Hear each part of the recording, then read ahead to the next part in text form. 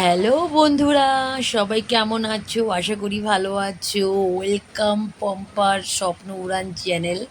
অনেক দিন পর আমি একটা লং ব্লগ বানালাম তোমাদের জন্য। অনেক দিন ধরেই তোমাদের বড় ভিডিও দিচ্ছি না, তাই আজকে বরের সাথে লং ড্রাইভে যাচ্ছি বাইকে করে। তাই ভাবি তোমাদের সাথে একটা ভিডিও শেয়ার করি।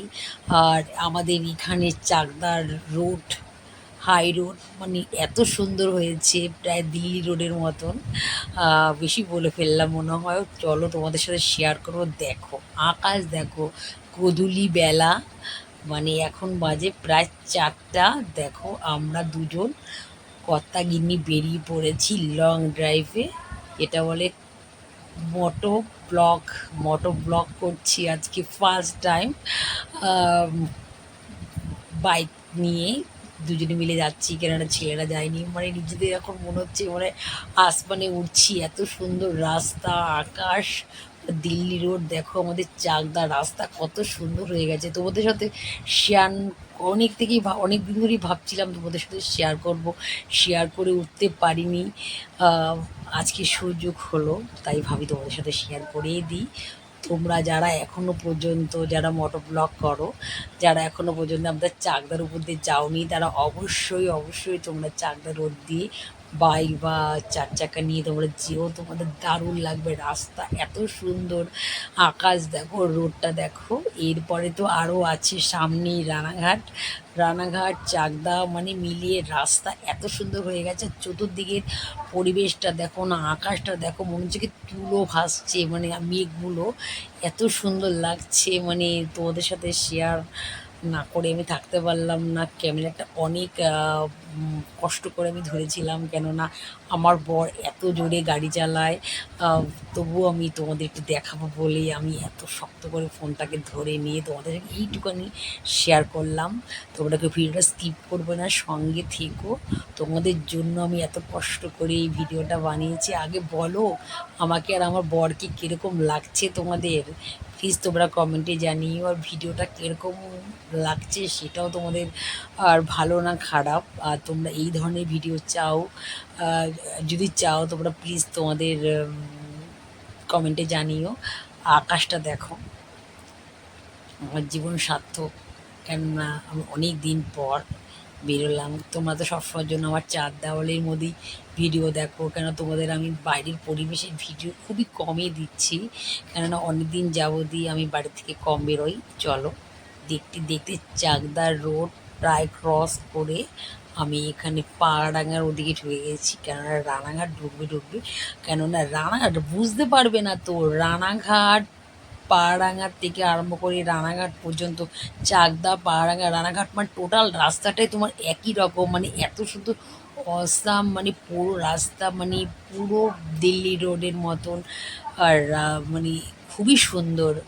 আর তোমাদের আমি বোঝাতে পারছি না, কেননা এটা হচ্ছে নিজের চোখ। যতটা পাচ্ছি আমি শেয়ার করার চেষ্টা করছি, কেননা এর থেকেই ভালো করে আমি তুলতে পারছিলাম না। কেননা আমার বর মানে প্রচণ্ড রাগী, বেশি ওর সামনে বেশি কথা বলা যায় না। তবু যে ও আমাকে ব্লগ করার সুযোগ করে দিয়েছে, এটাই আমার কাছে অনেক। চলো এই ঢুকে গেছি রানাঘাট। দেখো আকাশটা দেখো, রানাঘাটটা দেখো, রানাঘাটটা দেখেছো? রানাঘাটের রোড দেখো, আকাশটা দেখো। বন্ধুরা কীরকম লাগছে? এই দেখো ব্রিজের উপর থেকে কিন্তু আমরা নেমে গেলাম। এতক্ষণ কিন্তু আমরা রানাঘাট ব্রিজের উপরে ছিলাম। এই পুরো চত্বর, এবার এখান থেকে চলে যাব আমরা, চলে যাবে রানাঘাট ক্রস করে। এখানে রানাঘাটের পরে আরামঘাটা। আমরা প্রায় এখন রানাঘাট প্রায় ক্রস করে ভেতর দিকে যাচ্ছি। ওই পাশ থেকে চলে যাবে আরামঘাটা, ঠিক আছে? চলো রাস্তা, তোমাদের রাস্তাটা এই পাশে দেখেছো মানে কতটা উঁচু, মানে এই লেভেলের ছিল রানাঘাটের। রানাঘাটের এই লেভেলে ছিল, এরকম করে মানে পিলার দিয়ে উঁচু করে ওখানে ওভারব্রিজটা করা হয়েছে। তার ওখান থেকে মানে রোডটা করা হয়েছে। এত সুন্দরভাবে করেছে, ঠিক আছে? আমি অনেকদিন আগে যখন তৈরি হচ্ছিলো তখন আমি এসেছিলাম, অনেকদিন ধরেই আমার আসা হয় না। যখন তৈরি হচ্ছিলো তখন দেখেছি। এই চলো এই বেরিয়ে গেলাম এখান থেকে রানাঘাট। রানাঘাট থেকে প্রায় আমরা এখন বেরিয়ে আসছি এর আরামঘাটার দিকে, ঠিক আছে? এখনও পর্যন্ত রানাঘাট এরিয়ায় আমি আছি। আর রাস্তা মানে এই চলো ঢুকে গেলাম। ঠিক আছে, এখন এখানে আর নেই, কেননা ওই পর্যন্তই ওভারব্রিজটা, এটা আরামঘাটার ওদিকে ঢুকে গেছি। ঠিক আছে, তোমরা বলো রানাঘাট আসবো আর আমি হেলমেট পরবো না? আমি তো প্রথমে যখন চাকদা ছিলাম আমি হেলমেটটা পরিনি। যখনই তোমার পাড়াডাঙ্গা ছাড়লো আমার বর বলে তুমি একটু হেলমেটটা পরে নাও, কেননা যতই গাড়ির কাগজপত্র থাকুক কিন্তু হেলমেট হচ্ছে একটা সেফটি। আর যখন মামারা দাঁড়িয়ে থাকে আর যদি হেলমেট পরা না থাকলে কোনো রকম অসুবিধা হতে পারে। আর আমি যারা বাইক চালাও তাদের প্রত্যেককেই বলতে চাই, তোমরা যখন বাইক চালাবে তোমরা সবসময়ের জন্য মাথায় হেলমেট পরেই বাইক চালাবে, কেননা ওটা নিজের সেফটির জন্য পরা। কেন বাইক পরলে মানে বাইক চালাতে হলে তোমাকে হেলমেটটা পরলে পরে তোমার পুলিশেরও ভয় থাকবে না, আর হচ্ছে তোমার নিজেরও সেফটি থাকবে। কোনো রকম বিপদ হলে পরে হেলমেটের জন্য তুমি বেঁচে যাবে। ঠিক আছে, আর ভিডিওকে স্কিপ করবো না, সঙ্গে থাকবে। চলো ঢুকে গেছি। এতক্ষণ হাই রোড থেকে গাড়ি চালাচ্ছিল আমার বর। এখন আমরা চড়ে এই ঢুকে পড়েছি আরামঘাটার দিকে। এখানে প্লেন রাস্তা, এই রোডটাও ভালো, সিনারি প্রচুর, চতুর্দিক মানে সবুজ।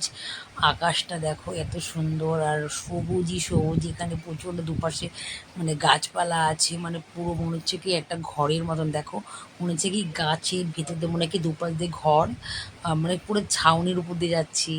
এত সুন্দর লাগছে, নিজেকে একটু তোমাকে দেখিয়ে নিলাম, কেননা আমাকে হেলমেট পরা কীরকম লাগছে, অদ্ভুত লাগছে না কীরকম লাগছে, প্লিজ তোমরা একটু কমেন্টে জানিও। ঠিক আছে, এই দেখো মানে রাস্তাঘাট মানে সবুজ আর সবুজ আর সবুজ, মানে চতুর্দিক মানে যত তুলছি আমার মনে হচ্ছিল কি সবসময়ের জন্য শুধু আমি ক্যামেরাটা অন করে প্রত্যেকটা মুহূর্ত আমি ক্যাচ করি আমার ক্যামেরাতে। কিন্তু এত বড় ভিডিও বানানো হয়ে গেলে তোমরা তো ভিডিওটা দেখবে না, না? কেননা তোমরা ভাবে যে দিদি তুমি কত বড় ভিডিও বানিয়েছো, তোমার ভিডিও দেখতে গিয়ে আমাদের নেট ফুরিয়ে গেছে। কিন্তু একটু কষ্ট করে দেখো, তোমরা তোমাদের জন্য এত কষ্ট করে দিদি ভিডিওটা বানালো। কেননা প্রকৃত দৃশ্য আর আকাশটা মানে যখন এই বাড়ি থেকে বেরোচ্ছিলাম আমাদের চাকদায় বৃষ্টি হচ্ছিল, কিন্তু ওদিকে গিয়ে দেখি আমাদের বৃষ্টি হয়নি। মানে এত সুন্দর লাগছিল, ভয় পাচ্ছিলাম যে গাড়ি নিয়ে বেরিয়েছি, যদি বৃষ্টির মধ্যে পড়ি তাহলে তো ভিজেই যাব, কিন্তু না, ওয়েদারটা এত সুন্দর ছিল যে খুব ভালো লাগছিলো। আমার বড় আমি খুব এনজয় করে তো চলো এই যে আরামঘাটে আসছি, এখানে রেল লাইন টপকালাম, এখানে ঢুকে গেলাম আমরা। ওটাকে কি বলে, বীরনগর। বীরনগরে ঢুকবো এখন। চলো দেখতেই থাকো। আমি না অতটা জায়গা সম্বন্ধে অতটা আমার চেনা নেই, কেননা তবুও আমি তোমাদের সঙ্গে যতটুকু পাচ্ছি ততটুকু শেয়ার করার চেষ্টা করছি। আর আর আমার এখন এই ভিডিওটা বানাতে গিয়ে একটা গান মনে পড়ছে, এই পথ যদি না শেষ হয় তবে কেমন হতো তুমি বলো তো, যদি পৃথিবীটা স্বপ্নের দেশ হয় তবে কেমন হতো তুমি বলো তো। যে মনে হচ্ছে কি উত্তম সুচিত্রার সেই বইটার মতন, কেননা যেহেতু আমাদের এখন একটু একটু বড় হয়ে গেছি, তো এখন মনে হচ্ছে কি এখন নতুন করে প্রেম প্রেম ভাব লাগছে আমার বড় আর আমাকে। ছেলেরা যেহেতু সঙ্গে আসেনি তাই গানটা করতে ইচ্ছে করছে, এই পথ যদি না শেষ হয় তবে কেমন হতো তুমি বলো তো, যদি পৃথিবীটা স্বপ্নের দেশ হয় তবে কেমন হতো তুমি বলো তো। আমার বলবে না, তুমি বলো, কেন আমার বর তো কথা কম বলে, তোমরা তো জানোই ক্যামেরার সামনে আসতে চায় না, কথা কম বলে। তবু যে আমি বারবার করে ক্যামেরা তোকে দেখাচ্ছি, মানে এটাই অনেক। কেননা ও রেগে যায়নি আজকে, আজকে ওর মনটা খুব ভালো ছিল, রেগে যায়নি। তো চলো দেখতে দেখতে আমরা বিভিন্ন ঘরে ঢুকে গেছি। আর তোমরা যদি এত পর্যন্ত ভিডিওটা দেখে থাকো প্লিজ তোমরা কমেন্টে জানিও ভিডিওটা কীরকম হয়েছে। আর প্রথমবার মোটর ব্লগিং করলাম, জলও ঢুকে গেছি আমার দিদিবাড়ি। এই দেখো দিদিবাড়ির পরিবেশটা, গ্রামের পরিবেশ।